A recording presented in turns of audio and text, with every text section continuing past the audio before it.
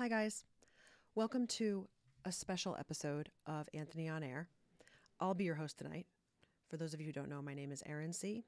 I'm married to Frankie C. And the reason that I'm doing this is because today there may have been an enormous breakthrough on a very old case from 2007. And when I say maybe, I mean because we're not sure yet. Let me take you back to the beginning.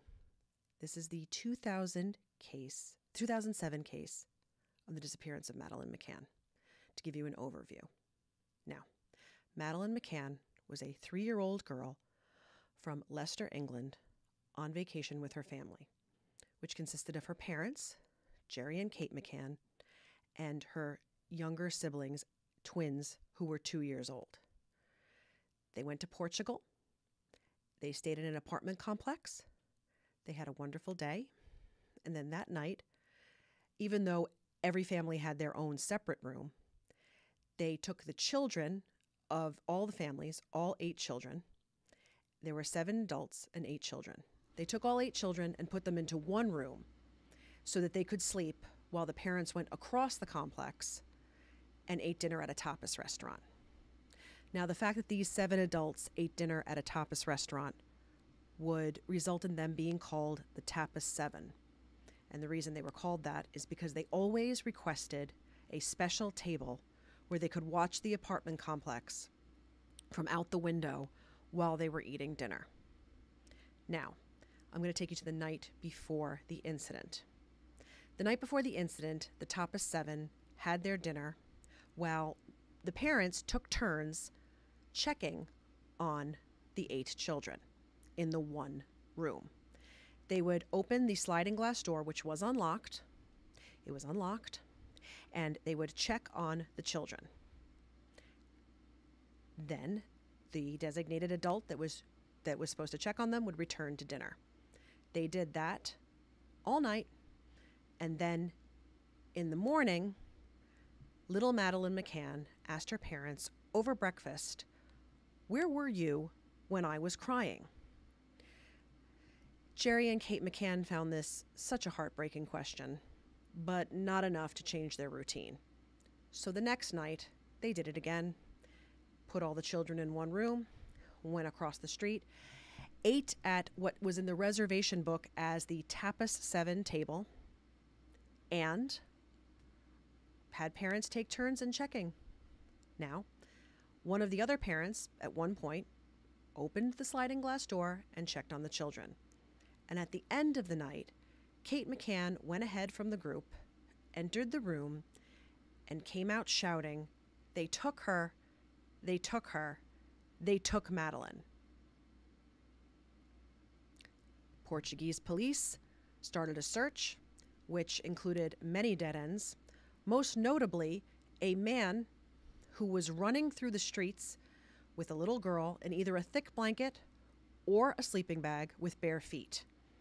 Many people cited the man and reported it, but it ended up that this man was just a man who was running with his daughter looking for a hospital, and that was later confirmed by the hospital and the father and daughter. But that was a red herring that cost them some time. Then they never found poor Madeleine McCann.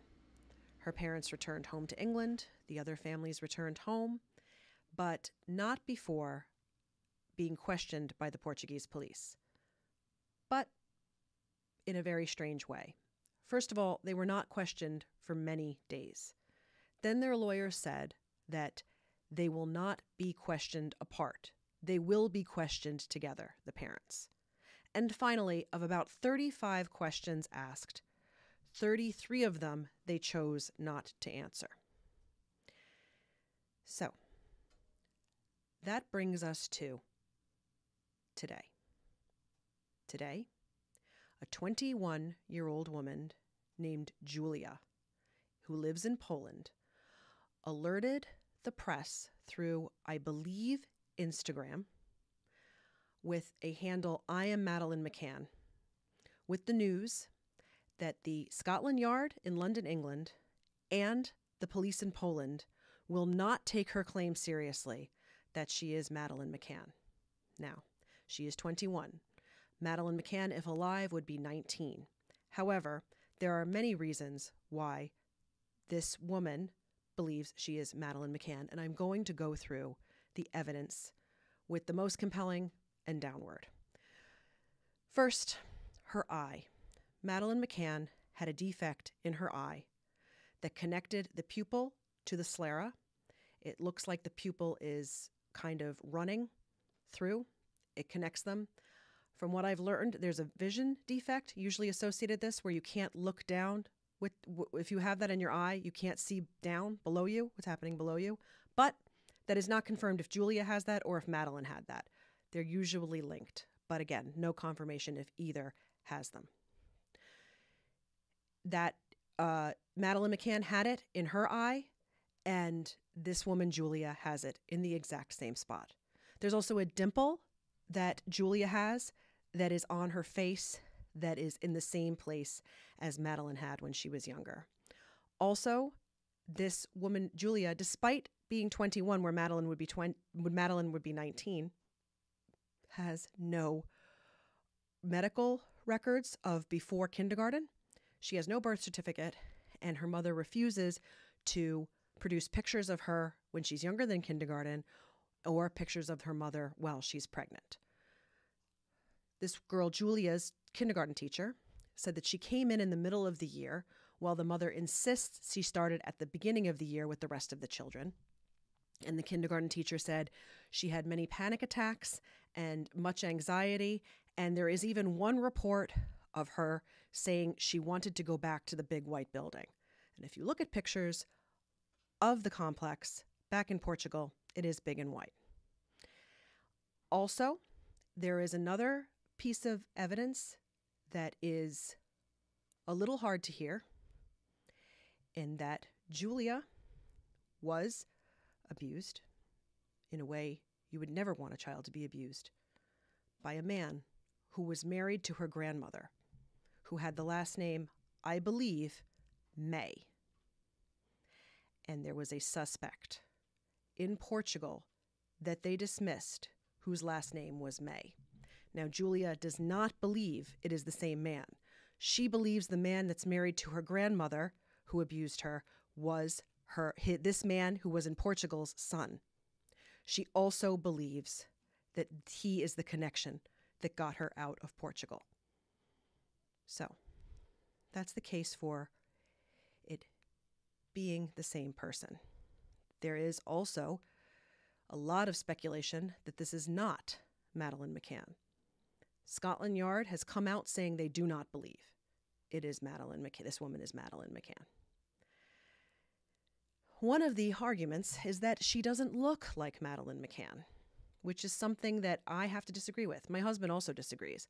I think she looks enough like her that this should definitely be explored.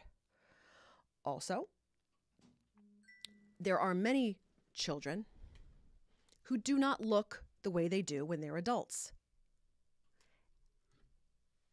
A lot of families have them. In fact, Frank's family does. You've heard Milhouse mentioned.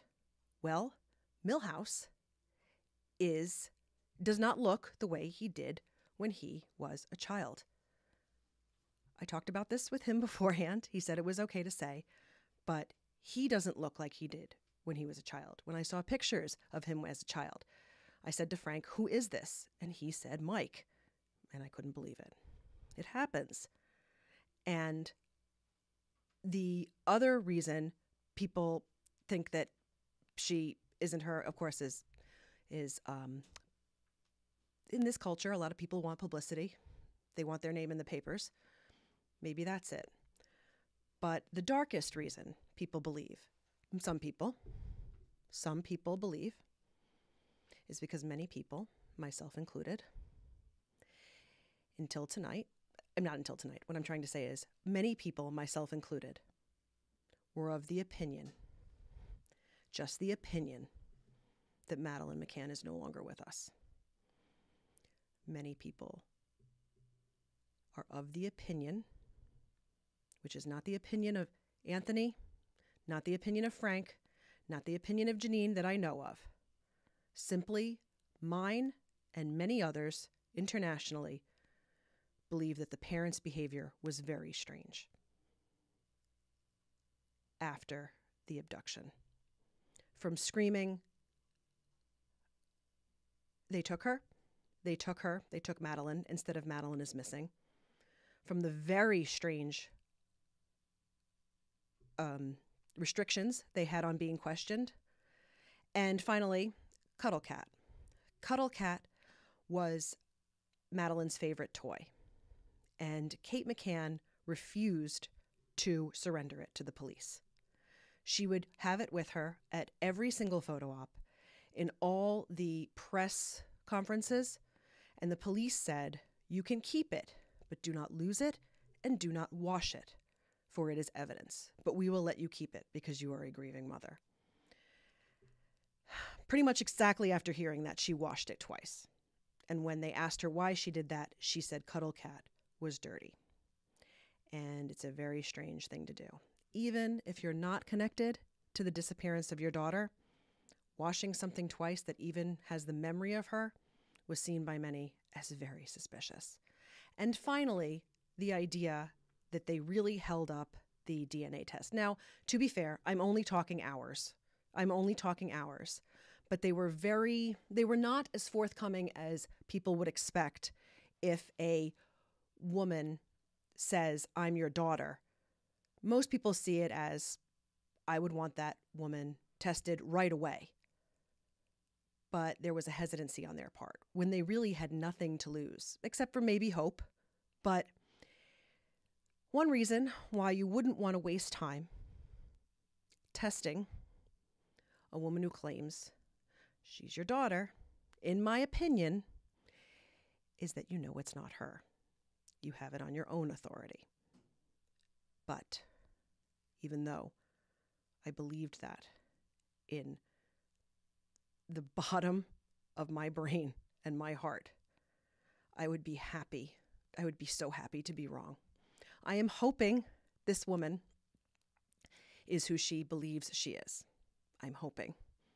I could be wrong, but I'm hoping that I can say, Kate and Jerry, I was wrong about you. Congratulations on getting your daughter back. I'm hoping I can say that.